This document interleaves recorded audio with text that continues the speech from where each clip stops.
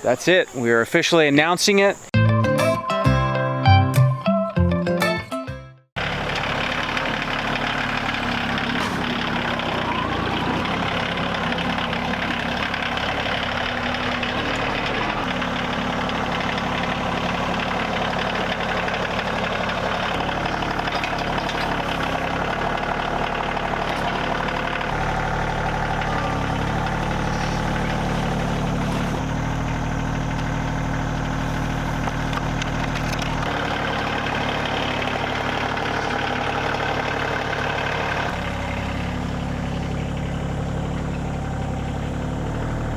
Good morning, beautiful people. It is another fine fall morning. Those of you who watched yesterday's video will remember I am prepping my garlic bed. We'll probably plant garlic in a week or so. We try to get our garlic in the ground in October. This year I'm doing something a little bit different. Same as last year, just different order. Last year we planted the garlic, waited until it was up, and then mulched it.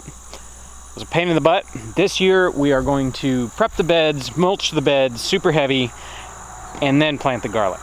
My thinking behind that is it would be a lot easier to just have to pull the hay aside and stick garlic in the dirt than try to spread hay around little sprouted garlic that big. So that's what we're doing today. We're gonna pull apart this hay bale right now. To all the naysayers that are like, oh, hay's full of seeds. Yes, it is. And so's my dirt. There are so many seeds that are in the, it's called, nature's seed bank. I could pretty much pull every weed in here, water it, new weeds will sprout. I could do that for the next 100 years and there's still gonna be seeds in there. I'm not worried about adding more seeds. It's a fact of life. It's why you either mulch heavy or you get out and pull some weeds. So we choose mulching heavy. It's a lot easier on the back than pulling weeds. So we're gonna get this hay bale cut apart and start pulling some hay off and get it spread. I got all my help today, so we're gonna get to it.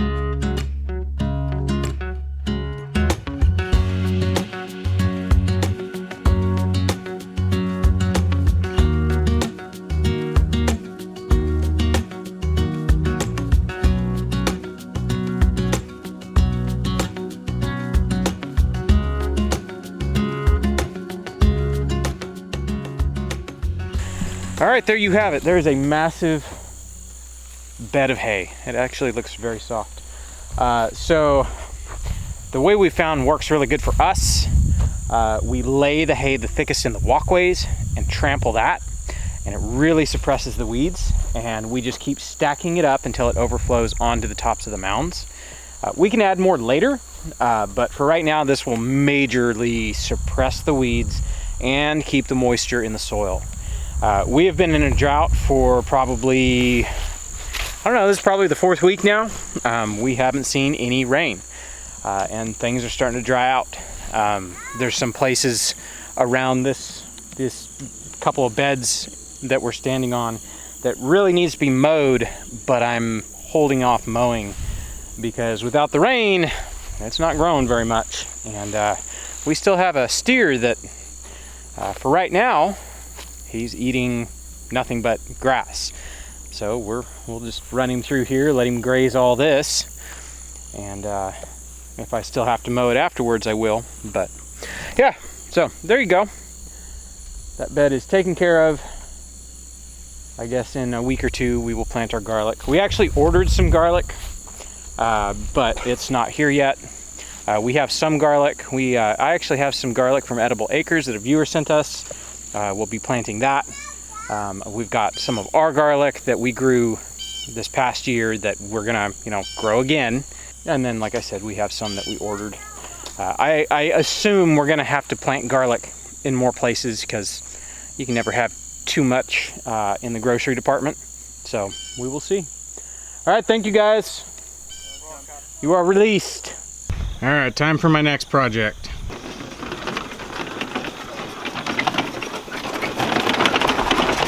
Pull up right there and back up.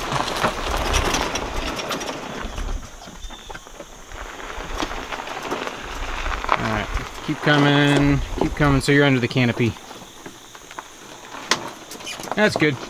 All right, so to everybody that had missed the video where I talked about this, we got ourselves a golf cart. You know, we are on 7 acres, and sometimes walking all the way across the property several times and going up and down the hills, it'll wear you out. We've wanted some sort of vehicle. You know, up until now, we've used either the zero-turn lawnmower or, you know, since last year, the tractor. But it was just, the more I thought about it, it's like, I would really like a golf cart. I plan on mounting a solar panel and a charge controller on this thing to where it passively charges throughout the day. Ideally, it would be really cool to have a golf cart I never have to plug in. Now that we've had it a couple weeks, I don't know if that would be the best thing for us because certain people like to drive this thing all day long. So I don't think a solar panel would help that much. Maybe if the driving amount was cut down a little bit, it might work. But for right now, it's cool. We are really enjoying it. Now I will say, a lot of people are like, "Oh my gosh, that's so cool! You bought a golf cart." Yeah, it's a pile. Like, it really is a pile. I bought somebody else's problems. I immediately had to put batteries in it, which honestly was almost as much as I paid for the golf cart. I am going to lift it and put wheels and tires on it just to get the ground clearance because, you know, it's set up for cruising down the street. Had some like blinky lights that are up under the wheel well down there, and the guy who put them on wasn't real like meticulous with the wiring. Everything's just kind of zip tied, and we've ripped a lot of those wires out driving over weeds and, you know, stuff like that. So all that stuff's got to come off. I'll probably do that eventually. But for today, let me walk in here. For today, I ordered some bushings. The bushings that are on the leaf springs are completely missing. They're shot out. They're gone. When you drive over like a steep like transition, this thing is sliding metal on metal where the bolts hold on all of the leaf springs to the golf cart. And it's just really loud and annoying. And you guys have heard when we're driving, this thing is just creaking. And so bit by bit, I'm gonna fix it. I'm gonna get everything to where I want it. I would like to figure out why this thing on, particularly right here, squeaks so bad when you're driving. But like I said, we'll cross that bridge when we get there. For today, right now, I am going to jack this thing up. The bushings go right here. That is the leaf spring. The bushings are supposed to be in there. There's a piece of one still right there. That's missing. Yeah, so I'm gonna get that fixed, both sides, front and back. And then I have some shocks that I need to put on, you know, odds and ends. This is not a golf cart channel, but this is what I'm working on today.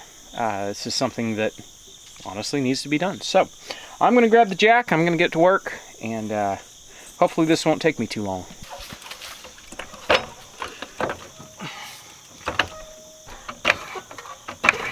There we go. That's easy. Now that puppy is shot out. Yeah.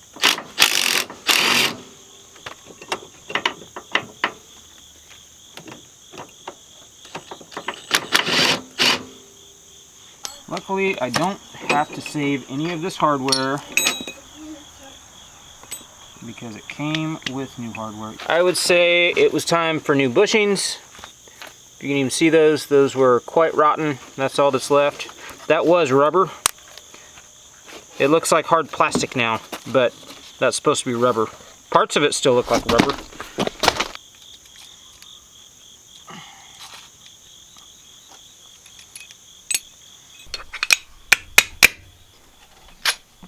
That wasn't too bad. Ooh, it's gonna be a tight fit there. Do you only have to put one in, or do you have to put both sides? Both sides. Top, bottom.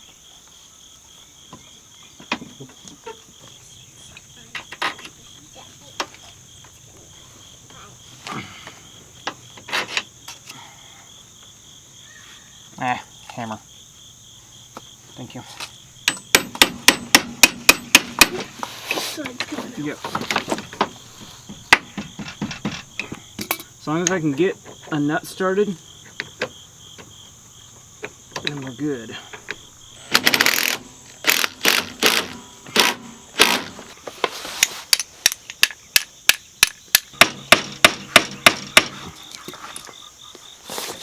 May need you to jack it up.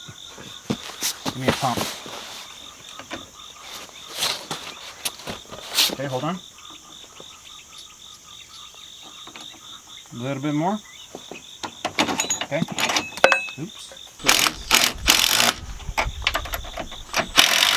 There's the new bushings installed.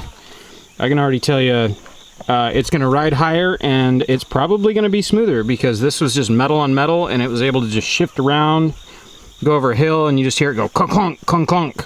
So yeah, now I get to do these ones in here. These ones are going to be a little bit harder to get to, but it's all good. Okay, let it down real slow.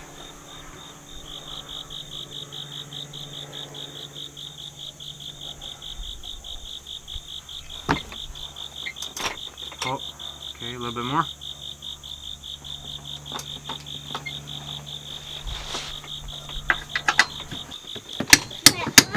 Not so hard.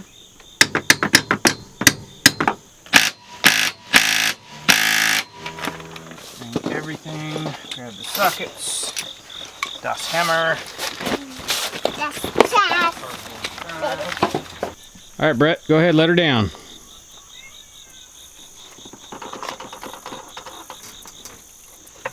Oh yeah, I can already tell you that's gonna ride better.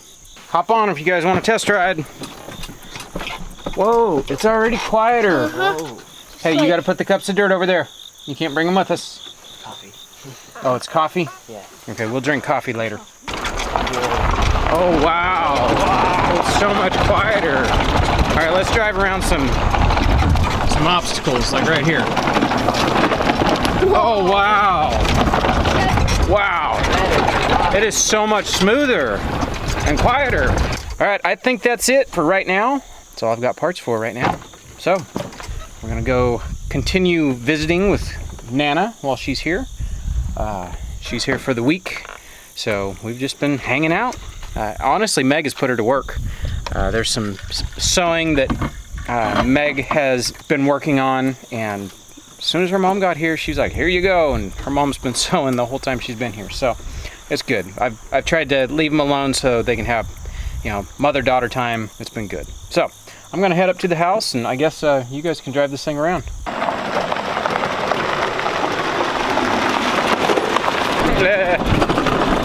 I don't know why, but I don't like riding in a vehicle backwards. Whew. All right. Thank you for the Goober. So Meg actually came up with the name. This is a golf cart, but it's like our Uber around the farm. So it's a Goober. So that's what we are naming it. So if anybody wonders, when we talk about Goober, the golf cart is called Goober. Hey pigs, did you find a muddy place to sit? I don't know how you make your house muddy. There must be a spring underneath you guys or something. All right. The time has finally come. Those of you who are interested, if you would like to learn how to process pigs, this fall into winter, me and Meg are going to teach 3 classes. I've got 6 pigs that we're going to be processing this fall. We're gonna do kind of a unique class. Well, not that I've seen a class like this. So what our class is gonna be is we're gonna process side by side. We're gonna do a guinea hog, which is a lard pig, very slow growing. The meat is very marbled, red, very rich. And then a feeder pig, which is a little bit closer to your commercial hog. They grow fast. The meat's a little more, well, if anybody has had homegrown pork versus store-bought pork, you'll know that pork is not supposed to be another white meat. Good pork, well-raised pork, is actually going to be red. It's going to be darker. The class we're going to do is going to be fairly hands-on.